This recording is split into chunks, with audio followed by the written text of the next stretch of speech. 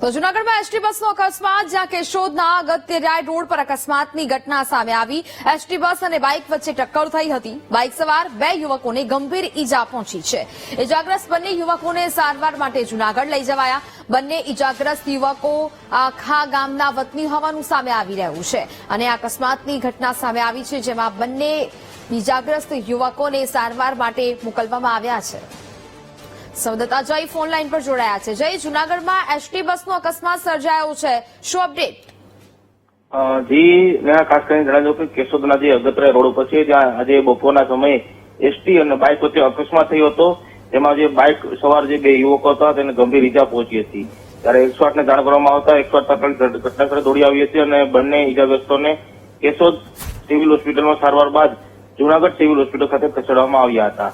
તે બંને બાઇક ચાલકો હતા, તે વંથલી તાલુકાના આખા ગામના હોવાનું સામે આવ્યું છે। ત્યારે હાલ સમગ્ર ઘટનાને લઈને પોલીસે તપાસ હાથ ધરી છે। બિલકુલ જય, જાણકારી બદલ આભાર।